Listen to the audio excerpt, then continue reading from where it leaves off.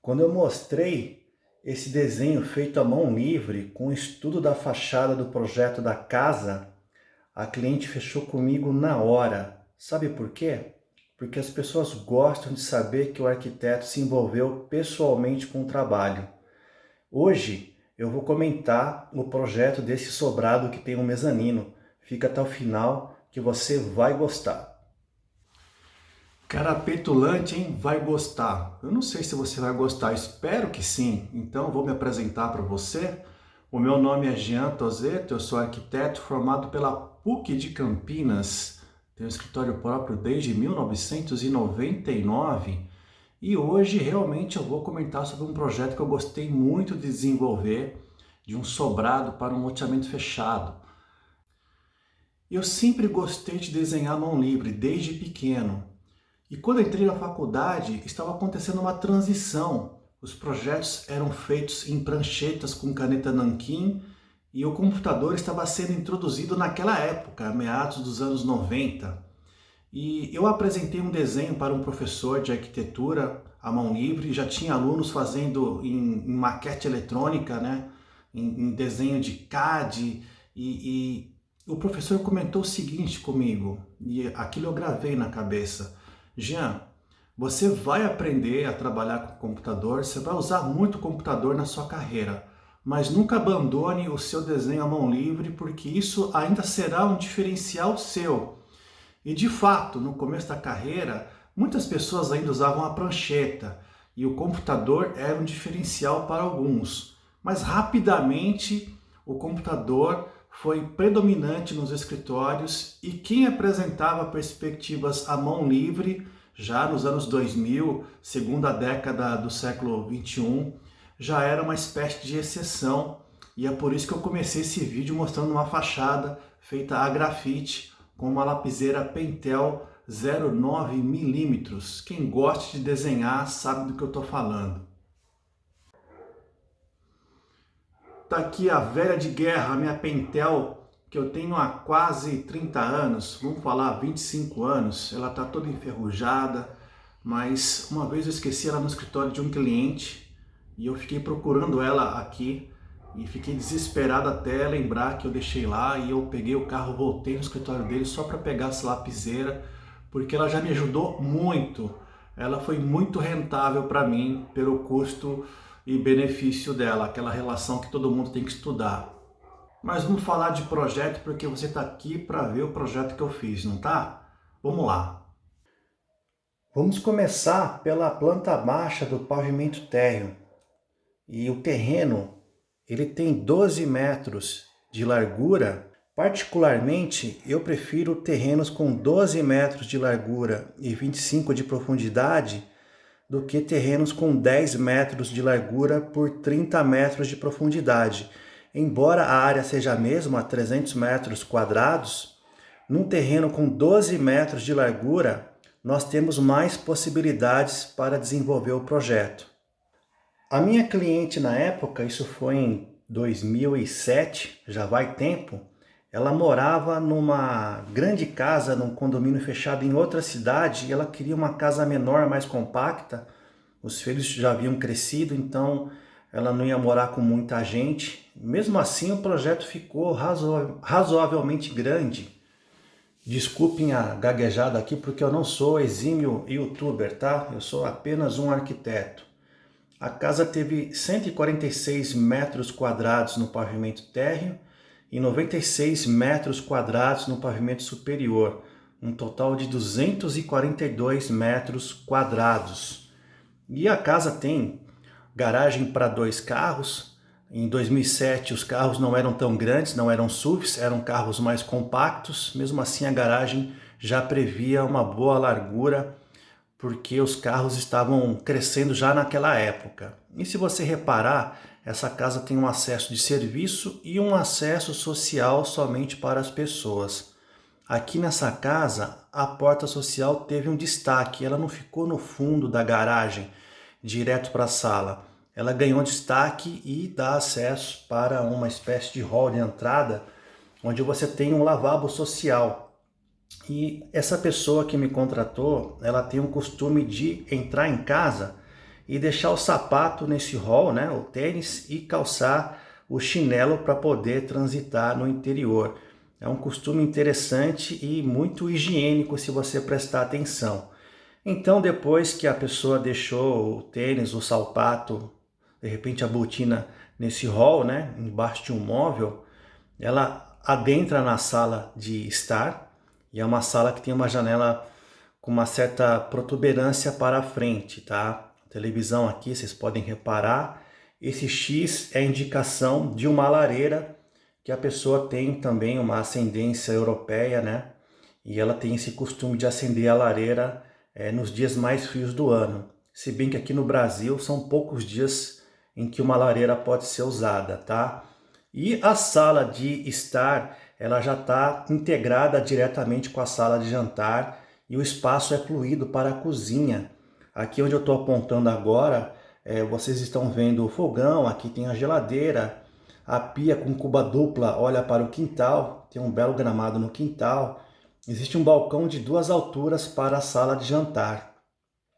E do outro lado, se você usar o acesso de serviço, a garagem ela dá acesso direto para a lavanderia.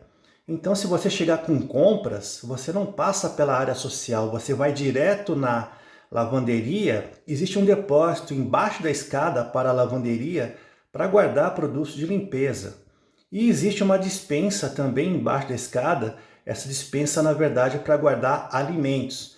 Então, nesse dia a dia de fazer compra, quase toda semana as pessoas fazem compras, você já descarrega tudo nessa região de serviço e deixa o acesso social reservado para as visitas e para momentos mais especiais. Então, essa casa ela tem um espaço fluido, né? E uma integração da cozinha com a varanda gourmet. Na época nem se usava esse nome de varanda gourmet, mas existe um banheiro aqui externo para as pessoas usarem em dia de churrasco. Aqui você tem a churrasqueira, uma pia externa, né? E essa churrasqueira ela tem um balcão que dá acesso para um pergolado. O que é um pergolado? É uma sequência de vigas de madeira, ou pode ser de concreto, que deixa passar sol, fica meio sombreado, é um espaço gostoso para pendurar uma rede e observar também a área verde do quintal. O que faltou comentar aqui no pavimento térreo sobre essa área de luz, que é um belo jardim de inverno, e aqui você tem uma espécie de chaminé para o exaustor da cozinha, tá? Então em cima do fogão você coloca um exaustor e eu usei essa chaminé como elemento arquitetônico. Aqui tem um armário para guardar de repente ferramentas de jardinagem, né? E com a adoção dessa área de luz aqui, o que nós temos? Nós temos ventilação cruzada em vários sentidos. Nesse sentido aqui, uma entrada de luz e de ar, né? E nós temos uma porta de correr, ventilação cruzada. E nesse sentido, nós também temos um pouco de ventilação cruzada, né? Entre a área de serviço e essa área de luz. Isso é muito importante num projeto, eu sempre enfatizo isso. As pessoas até podem usar ar-condicionado, mas se tiver uma ventilação favorecida, o uso do ar-condicionado será minimizado, economizando energia. Vocês estão vendo essa linha tracejada aqui? Tem a linha tracejada aqui na frente, isso aqui é a projeção de uma sacada, aqui é a projeção de outra sacada no fundo, e essa linha tracejada central, aqui entre a sala de estar e a sala de jantar, ela significa que em cima dessa área existe um mezanino com abertura para pé direito duplo. Isso a gente vai entender vendo a planta do segundo pavimento. E aqui nós temos a planta do segundo pavimento. Vocês podem ver que a área do segundo pavimento é menor em relação ao pavimento térreo. Então nós temos a projeção da cobertura da garagem e da lavanderia aqui. Nós temos a projeção do hall de entrada nesse setor que eu estou apontando com a lapiseira. Aqui é a projeção já das pérgolas do pergolado que eu comentei anteriormente. Então, nós temos a suíte principal, na verdade é a única suíte dessa casa. Como eu disse, a cliente que me contratou, ela já tem os filhos grandes, já casaram, então essa casa tem 2 dormitórios de hóspedes, com um banheiro social e a suíte do casal preservada. Aqui no centro nós temos um escritório com mesa para computador e esse escritório na verdade é um mezanino. Por quê? Nós temos um corrimão aqui, um peitoril, né, um parapeito, e aqui nós temos a capacidade de enxergar o pavimento térreo ou parte dele, que é a sala de estar e sala de jantar. Essa aqui, na verdade, é uma planta de layout com a sugestão básica do mobiliário, né? Ela não tem as medidas de arquitetura dos cômodos, tá? Até porque quando a gente publica isso em vídeo, não quer dizer que a gente está doando o projeto para ninguém. Isso aqui é só uma referência para conceito, tá? Para você, se você gostou da ideia geral desse sobrado, você pode levar isso para o seu arquiteto. Ele não vai copiar esse projeto, ele vai usar como referência, assim como eu já usei referência de algumas revistas, de algumas casas que as pessoas fotografavam e traziam para mim, e eu fazia questão de começar sempre um projeto do zero, porque eu entendo que se a pessoa está contratando um arquiteto, ela não quer uma casa replicada, porque se fosse assim, ela moraria num apartamento. Vale notar que o banheiro da suíte do casal, ele fica em cima do banheiro da varanda gourmet do pavimento térreo. E o banheiro social, ele fica bem próximo da lavanderia no pavimento térreo, de forma que as instalações hidráulicas são concentradas em poucos pontos. A escada aqui, ela tem degraus em leque para economizar espaço, e você também tem ventilação cruzada no pavimento superior. Quando você tem as portas de correr e portas de abrir abertas, você tem a ventilação cruzada nesse sentido, e da escada pelo mezanino você tem a ventilação cruzada nesse sentido. De qualquer parte que venha o vento predominante, você vai ter uma ventilação efetiva e uma boa iluminação também. Esse projeto traz uma sacada na frente da casa e uma sacada nos fundos. A sacada, ela embeleza a fachada de um sobrado, mas eu confesso que poucas pessoas fazem uso da sacada. Se você pegar um carro, entrar em qualquer loteamento fechado e fizer uma pesquisa, uma estatística, você vai ver que pouquíssimas pessoas no domingo de manhã ficam numa sacada lendo jornal, por exemplo. Mas ela oferece sim um recurso estético muito interessante e dá um acabamento mais interessante do que se você colocasse apenas uma janela na frente de um dormitório, por exemplo. Aqui eu estou apresentando um corte longitudinal. O que é um corte longitudinal? Ele vai no sentido da fachada para os fundos da casa. Então aqui você tem a cobertura da garagem em linha tracejada aqui, passando atrás da parede do dormitório. Esse dormitório está em cima de uma sala de estar. Aqui você tem a visão dos degraus da escada. A parte inicial da escada é aparente, a parte mais alta ela é escondida. Por quê? Porque nós temos a despensa da cozinha aqui embaixo. E aqui vocês podem perceber o pé direito duplo na área central dessa casa. Ele tem 5 metros e 96 centímetros, quase 6 metros. Por quê? Porque o pé direito do pavimento térreo é 2,90, o do pavimento superior também é 2,90 e a laje piso ela tem aproximadamente 16 centímetros de altura. Aqui nós temos a visão esquemática da cozinha. A cozinha tem paredes que recebem azulejo, né? E ela tem uma janela que é voltada para a área de churrasqueira, para a varanda gourmet. Aqui em cima nós temos a representação da suíte e tem a sacada para os fundos. Queria mostrar para vocês essa janela que fica no alto do corpo da escada. É uma janela que tem uma posição com o peitoril bem elevado, ela fica quase que colada no teto. Por quê? Porque essa janela aqui, ela faz o papel de ventilação por exaustão. O que seria isso? O ar que circula dentro da casa, ele tem a tendência de esquentar no verão.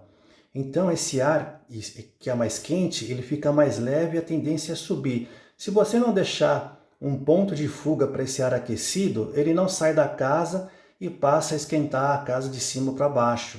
Isso no verão é prejudicial. No inverno você deixa essa janela fechada para segurar o ar quente. No verão você pode abrir ela, tá? E o que significa esse J1? É um código, né, que a gente tem uma tabela no projeto, onde a gente coloca as medidas, né, altura, largura, peitoril, tá? Então, por exemplo, esse P3 significa uma porta de 80 centímetros de largura por 2,20 de altura. Cada arquiteto usa o seu código diferente, tá? Eu gosto de nomear as aberturas de portas e janelas com esses códigos aqui, mas eles não são padronizados para todos os projetos, tá? Isso é uma convenção que o arquiteto demonstra e conversa com o empreiteiro, com o mestre de obras, e é uma questão de fácil entendimento. Então, aqui eu coloquei a tabela do projeto para vocês em relação a portas e janelas, né? Nós temos a abertura, o tipo da abertura, o código que a gente usa tanto em planta baixa como nos cortes, as medidas da base das aberturas, as medidas da altura e do peitoril. A gente sabe que porta não tem peitoril, por isso fica em branco aqui. Então P é P de porta e J é J de janela. B a gente usa para bandeira, que são aquelas aberturas que ficam bem próximas do teto. É uma espécie de janela mais focada em ventilação. Dependendo do grau de detalhamento do projeto, você pode colocar uma coluna adicional e especificar o material que será usado nessa janela ou nessa porta, porque as portas internas costumam ser de madeiras e as externas costumam ser metálicas, e nós sabemos que hoje em dia muitas pessoas usam esquadrias de PVC e mesmo alumínio, então existe a possibilidade de você especificar isso aqui numa coluna adicional. Como eu disse no começo, eu gosto muito de desenhar à mão livre, eu gosto de apresentar meus projetos com pelo menos um desenho feito à mão livre, e na fase de estudos a gente faz a perspectiva da fachada, que as pessoas gostam muito de ver, né? E antes de apresentar o estudo para minha cliente, eu fiz esse modelo de telhado em duas águas. Você tem as duas águas para o corpo principal da casa e as duas águas em cima de um dos dormitórios que avança para a frente, né? E eu confesso que não gostei muito do resultado, achei essa fachada um pouco simplista, né? Um pouco casa de boneca, vamos dizer assim, um pouco igrejinha, e eu acabei não mostrando esse desenho em primeiro lugar para a minha cliente. Eu só mostrei depois, para ela entender como eu me empenhei para fazer o projeto. E eu apresentei outro desenho, um pouco diferente, corrigindo o formato do telhado. O desenho parece quase igual, mas prestem atenção como eu fiz o telhado do corpo principal da casa caindo para a frente e para o fundo, e não no sistema de duas águas da esquerda para a direita. Isso fez toda a diferença, aumentou a simpatia do projeto. Foi assim que eu apresentei o estudo. E eu lembro que eu fiz esse desenho, não foi nem no meu escritório. Eu estava começando a namorar firme com a minha esposa e ela fazia pós-graduação na Unimep em Piracicaba. E teve uma sexta-feira à noite que eu levei ela para pós-graduação e enquanto ela assistia a aula, eu fui para a biblioteca e eu fiquei desenhando essa fachada sem pressa. Eu lembro muito bem desse momento. Até coloquei a data, né? Foi dia 28 de junho de 2007. Era uma época muito boa da minha vida, porque quando você namora firme, você tem a impressão que você vai ser feliz em breve, né? E essa sensação de iminência de felicidade é tão interessante, tão saborosa, gostosa, quanto a própria felicidade. Ou se já não é o momento de felicidade, né?